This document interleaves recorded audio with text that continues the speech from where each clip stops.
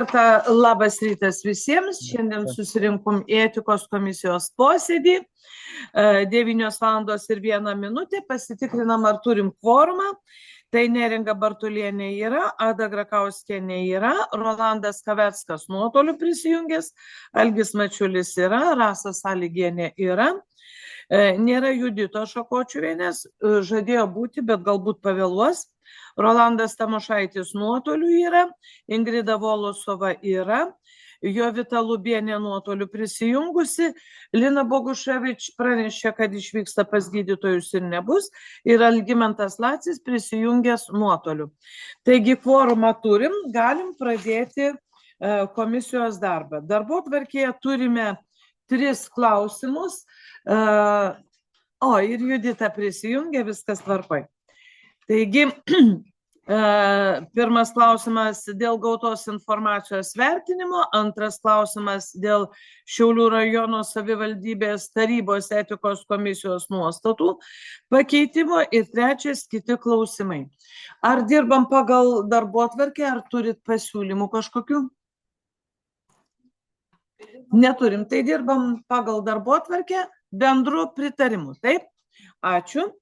Taigi, šiandien rinkomės pagrindė dėl klausimo, dėl gautos informacijos vertinimo, tai mes buvom paprašę pateikti informaciją tarybos narį Darių Simonavičių, jis pateikė informaciją dėl kreipimosi į savivaldybės smulkio ir vidutinio verslo plėtros rėmimo programą, kad jis kreipėsi 19, 20, 23 ir 24 metais su prašymu skirti finansinę paramą iš šito plėtros fondo.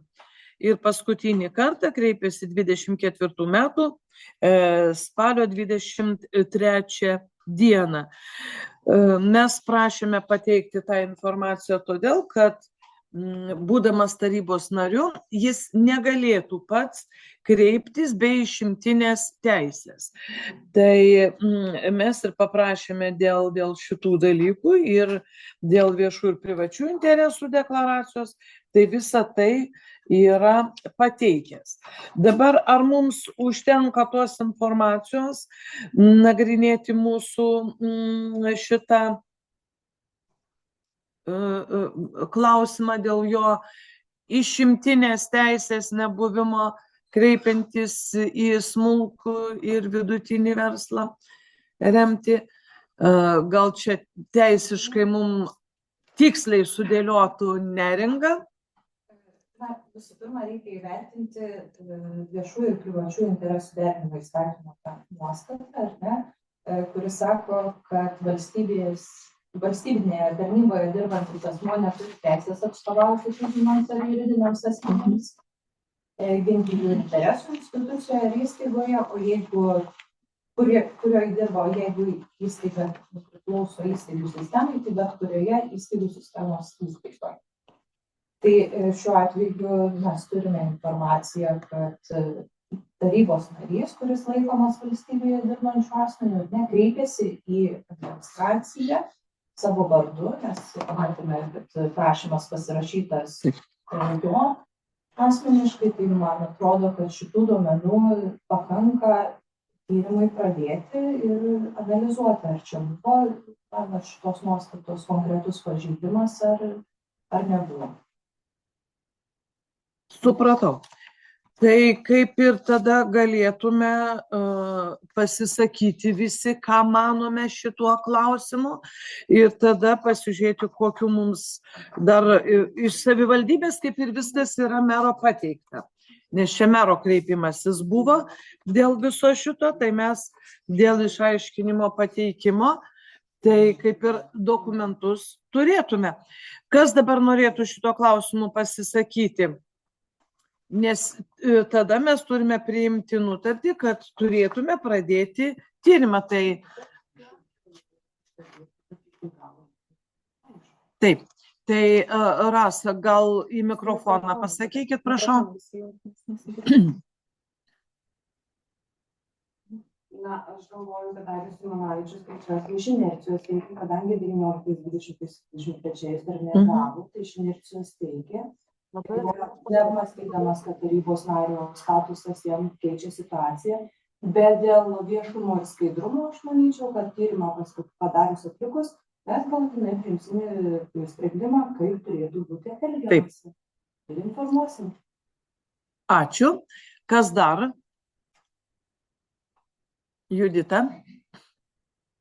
Aš taip pat manau, kad tyrimą bet kokią atveju mes turime pradėti, nes čia yra aiškus viešųjų ir privačių interesas, tai turėtume panagrinėti, kodėl, dėl kokių aplinkybių jisai toliau jau ir tapęs tarybos nariu kreipėsi, nežinau, vieną kartą dar galėjo 23 iš inercijos, bet dar 24, tai jau, man rodos, ir tas laikas yra, kada jau buvom išimtinę teisę suteikę ir vienam metui, tai jis turėjo apie tai pagalvoti. Taip. Na tai, reiškia, turime visų, ko gero, pritarimą, kad turime pradėti tyrimą. Ir tyrimui mes turime šiek tiek ilgesnį, pasirodo, laiką. Aš buvau kažkaip pasižiūrėjus, kad lyg tai mes per 3 dienas turim, bet pasirodo, kad ne, kad mes turime per 3 dienas nuo tyrimo pradžios surašyti laisvos formos pranešimą, o pradedamas ne vėliau kaip per 10 dienų. Va, tai, žodžiu, mes turim galimybę dabar pradėti, tai surašysim jam raštą ir jis gali dalyvauti mūsų svarstyme, turi tokią teisę. Tai sekantį posėdį, kada mes jau nagrinėsim, tai turėsim galimybę jį pakviesti. Jeigu jis norės, dalyvaus, bet gali ir nedalyvauti. Jo nedalyvavimas nėra kažkoks negeras reikalas, tiesiog gali dalyvauti, klausyti ir žiūrėti. Tai tada dėl pirmo klausimo balsuojam, kad pradedam tyrimą. Taip? Dar trumpai stepsiu. Tai mes keliais aspektais buvome dėl tyrimo pradėjimo, ne? Jo, tai kiekvieną atskirai. Čia viena dalis dėl viešų privačių interesų derinimo įstatymo 12 straipsnio antros dalies pažeidimo. Bet dar buvo iškilęs klausimas tarybos posėdžio metu, ar ne, dėl viešų privačių interesų taip pat konflikto, kuomet buvo jisai parengęs projektą ir jį pristatęs tarybos posėdžio metu. Tai dabar tiesiog reikėtų apsispręsti, ar mes bendrai priėmam sprendimą, ar 2 atskirus posėdžius darom? Ne, tiesiog dėl kiekvieno šito etapo. Dėl 2 atskirų aspektų. Tai pirmą kaip ir aptarėm, o antrasis ten buvo opozicijos valanda ir opozicijos valandoje jis pateikė, pamenat, nutarimą tokį projektą paruošęs dėl kainų sumažinimo važiuojant autobusais Šiaulių rajono gyventojams nuo 70 metų. Tai ten vėlgi buvo konfliktas matomas dėl to, kad jis visą laiką nusišalino nuo klausimų sprendimo autobusų parko, o čia tiesiogiai kaip ir ryšosi, tai šitą klausimą taip pat reikėtų pridėti, nors klausimas nebuvo teigiamai sprendžiamas, bet tą klausimą vis tiek reikėtų dėl skaidrumo ir viešumo iš tiesų panagrinėti. Nežinau, aš irgi ką pasakyti.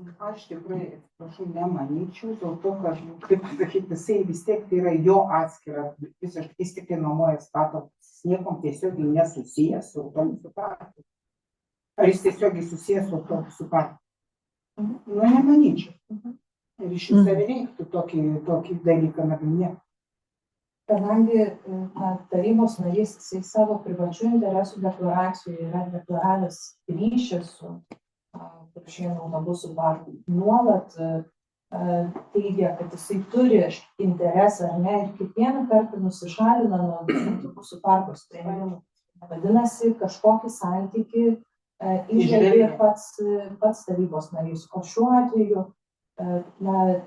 jeigu yra privatus tas interesas, konfliktas yra, tai tarybos narys privalo visais būdais nusišalinti nuo klausimų. Jisai negali parengti, pristatyti, kažkaip tai paveikti kitus tarybos narius ar nebalsuoti teigiamai už tą projektą. Tai šituo atveju reikėtų, mano galva, to nagrinėti, ar tikrai čia būna tas privačių interesų konfliktas. Tai aš būčiau už tai, kad pradėtume tyrimą ir dėl šito lapo. Aš tą irgi noriu pasakyti. Prašom, Rasa. Jis pristatė kaip opozicijos lyderis įpareigotas mūsų kitų opozicijos narių. Tai ar nesigauna taip, kad mes jį kaip žmogų pastatėme į nepatogią padėtį nuo opozicijos, ne? Ir deleguodami jam šitą funkciją pristatyti tą projektų sprendimą. Pasiūlymą. Tai dabar, kai čia aš tai net nežinau, ar mes ar reikia to tyrimo šių klausimų. Rolandas Kaveckas, matau, nori. Jo, iš tikrųjų, dėl šito antro klausimo, kaip Rasa sakai, kad jūs jį pareigojot kaip opozicijos lyderį, bet esmė ta, kad tai nekeičia jo kaip, sakykime, turinčio kažkokį tai interesą, viešus, sakykime, santykius tos verslo kažkokius autobusų parkų, ir jis apie tai iš tikrųjų žinojo ir turėjo galimybę atsisakyti ir įpareigoti kažkurį kitą iš opozicijos narį pristatyti. Tai manau, kad vis tiek yra neatleidžia nuo atsakomybės. Taip, prašau.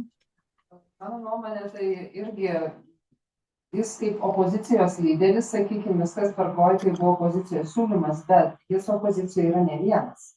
Aš suprasčiau, jeigu yra pas mus vienas, kuris žmogus opozicijoje ir jo tai būtų siūlymas ir jis labai norėtų. Tai čia toj vietoje, tai tikrai, jeigu opozicijos kiti nariai jį įpareigojo, tai dovanokit už tą negražų žodį jūs jį pakišo.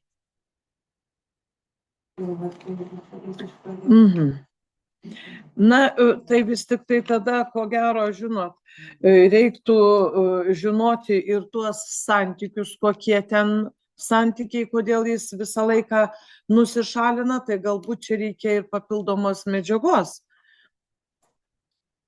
iš autobuso parko, kad nes viešuose ir privačiuose interesuose tik tai sandoris yra. Tai yra sutartis. Taip, prašau. Jovita.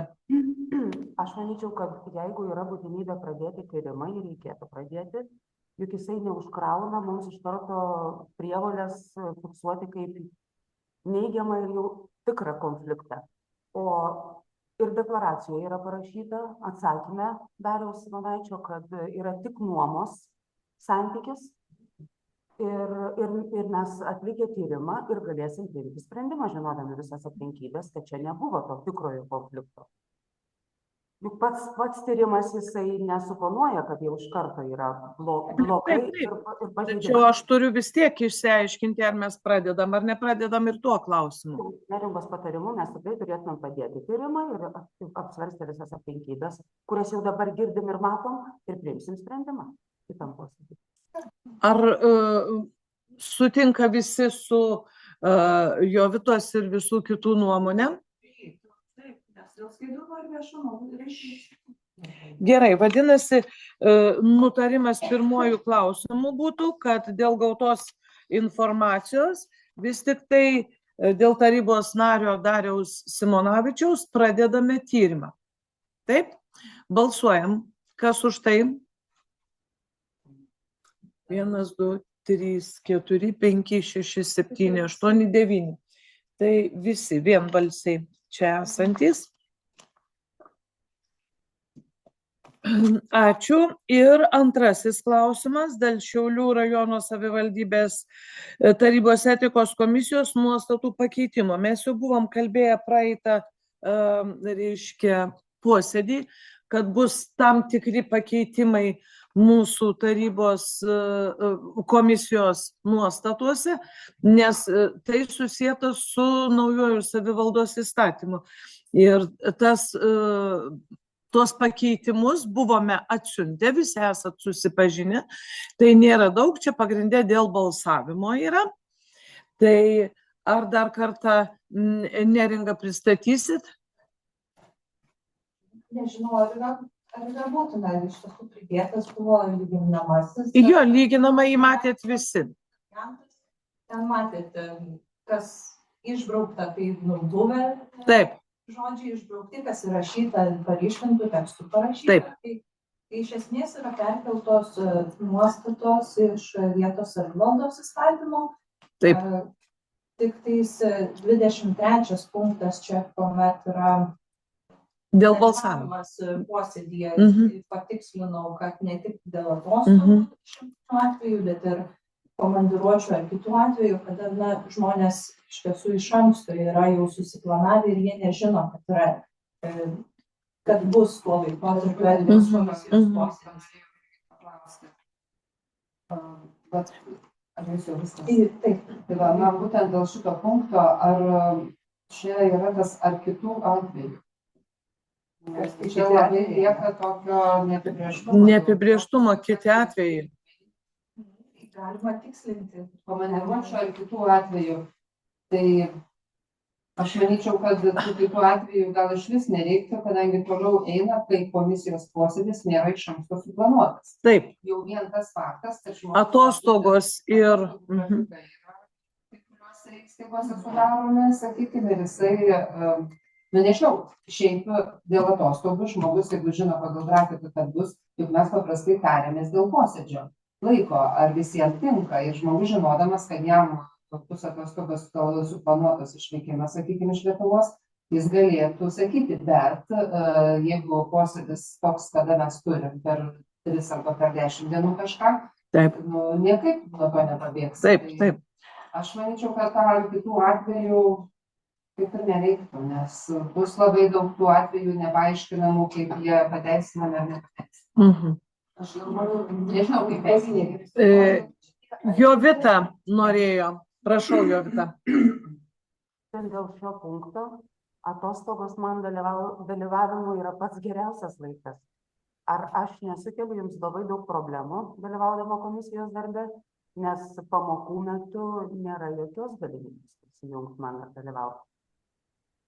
Tai gal man reikėtų atsisakyti dalyvauti komisijos darbe, o pamokos pas mane yra kiekvieną dieną nuo 8 iki 15 valandos.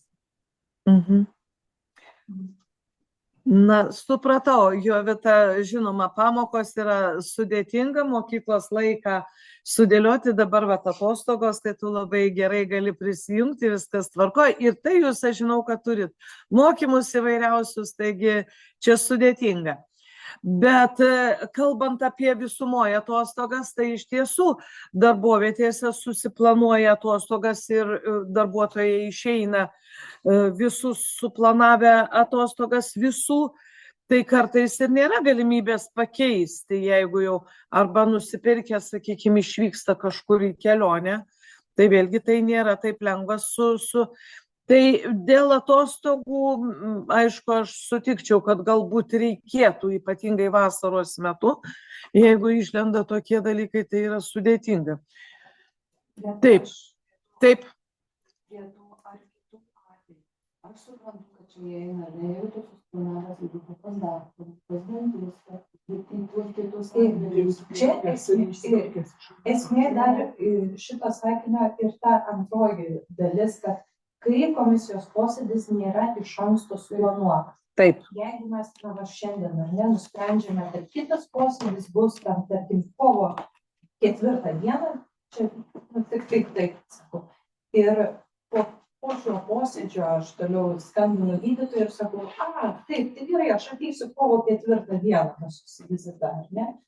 Jau čia nebegalios šitą nuostatą. Tik tai, aš jau iš anksto esu susiplanavęs, pas gydytojus, yra specialistai, ar ne, kurie, kur laukiam, taip, kur tiesiog laukiam ilgą laiko tarpą. Tas įeina, ar kiti atvejai, iš tiesų. Proto ribose. Iš tiesųgi mes turėtume būti pakankamai protingi ir suvokti kai kuriuos dalykus, nes šiaip savo praleisti, tai kaip ir truputėlį sudėtinga būtų, neatsakinga, žinoma, neatsakinga. Aš dar kalbu, taip, tik bendrą tokią nuomonę, man atrodo, kad šitoj komisijai nėra problemos dėl dalyvavimo, visada posėdis vyksta su komisijos narių forumu, tai kad griežtinti tos tvarkos, manau, kad nereikėtų. Tiesiog, man atrodo, esame pakankamai visi atsakingi. Taip, kol kas aš visais savo nariais esu tikrai labai patenkinta ir visi jau be priežasties, rimtos priežasties tikrai nedalyvavimų nebūna. Tai kol kas, tai gal tada paliekam? Galima klausimą? Taip, prašau. Algimantas. Būtinai darbo valandomis, ar galima ir po darbo posėdžius daryti?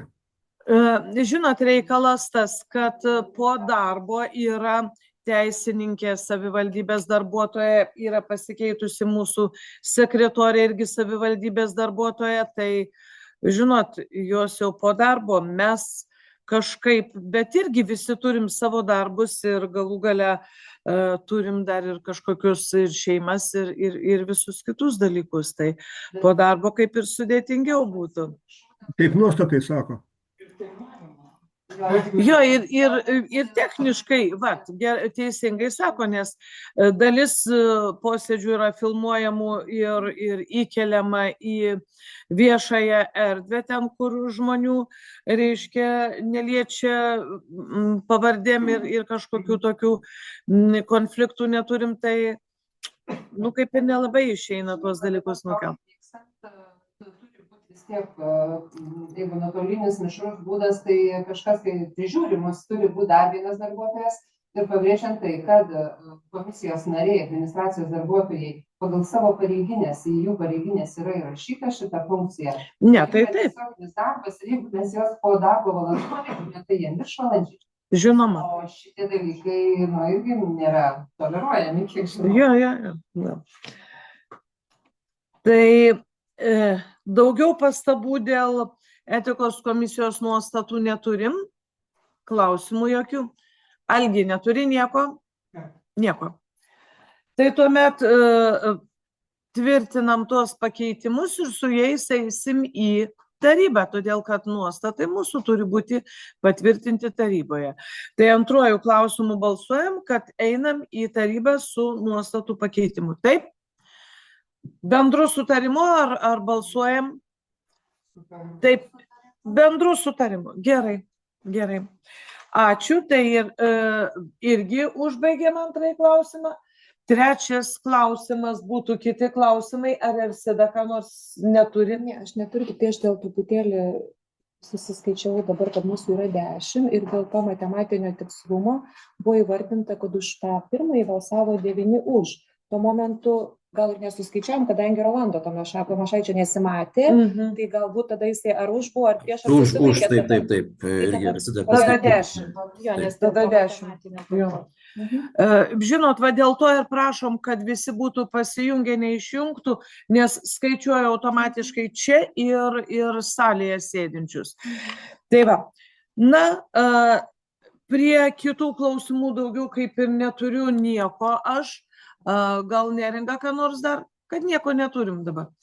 O gal dar galima, kiek mačiau, ta praktika yra dėl to viešinimo posėdžių. Aha.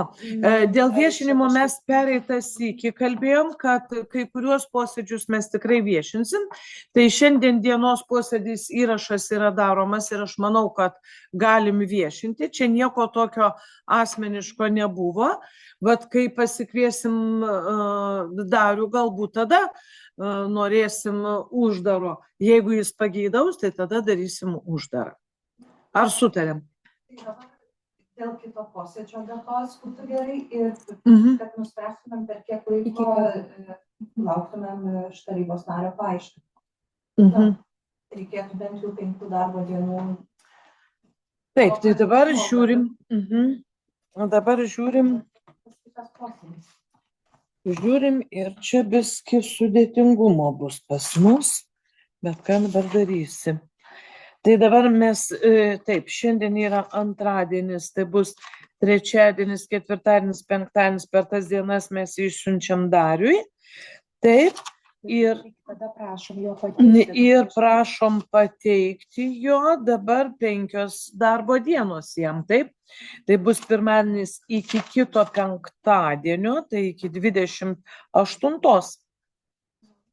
Iki 28.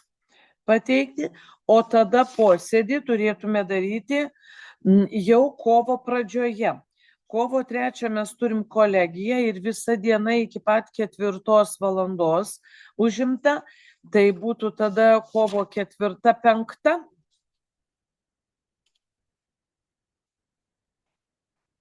Ketvirta, 5 arba kokia 6. 4 matau užgavėnės. Taip, tai vat 4 yra ir Kazimiera, ir užgavėnės, ir mes jau tokią turim truputėlį, reiškia, rimtesnė, bus daug ir renginių ir taip toliau. Tai gal tada į 5-6 keliam. Pasižiūrėkit, prašau, visi savo grafikus, kas. Man gerai, kovo 5 gerai, 5-6 Kovo 5 gerai, tai bus trečiadienis, tada suplanuojam valandą. Aš nuo 9:30 iki 10:30 negalėsiu. Turiu registravus. Taip, 9:30. Taip, tai tada. Po pietiniai pusiai. Ingrida, nuo kelintos tau tiktų? Prašau? Gali. Jovitas reiktų paklausti. O Jovita? Jau. Nuo 14:30 tikrai galėčiau. Nuo 14:30, tai labai gerai. Tai darom tada kovo 5-15 valandą. Ar gerai, Jovita? Tiktų tau? Visiems kitiem, Rolandai, tau irgi? Prisiderinsiu, aš irgi prisiderinsiu, vis bus gerai kaip nors. Tai kovo 5 diena rašau, 15 valanda, etikos komisijos posėdis. Ir kokiu būdu? Mišriu ar? Taip, dabar. Kaip sakės? Dabar ar šitą posėdį darom mišriu būdu, ar susitikimą mūsų čia? Mišriu būtų geriau. Mišriu, aš irgi sakyčiau. Mišriu. Taip. Jovita, Rolandas mišriu. Aš irgi mišriu. Jovita ir, Taip, tai tada rašom mišriu būdu. Na, aš bandysiu, kokiu matysiu būdu, bet žodžiu. Nes aš taip tarp dangaus ir žemės pakabinta šiek tiek būsiu tuo metu. Gerai, tai Labai negeras laikas. Gal ne. Galim pakeisti. aš dar nelabai tiksliai viską žinau, tai aš pasistengsiu ten palyginti, patikslinti, kad ta 5 diena pas mane būtų. Tai ko gero, gal tada mes dabar nusimatom. Jo, tai nusimatom. Jo, o paskui 3 dienos prieš vis tiek siūsim ir dokumentus ir tada. Tai ačiū labai visiems, ačiū ir nuotoliu prisijungusiems, ačiū čia salėje esantiems ir iki kitų malonių kartų. Viso gero. Taip, ačiū visiems. Sėkmingos dienos visiems.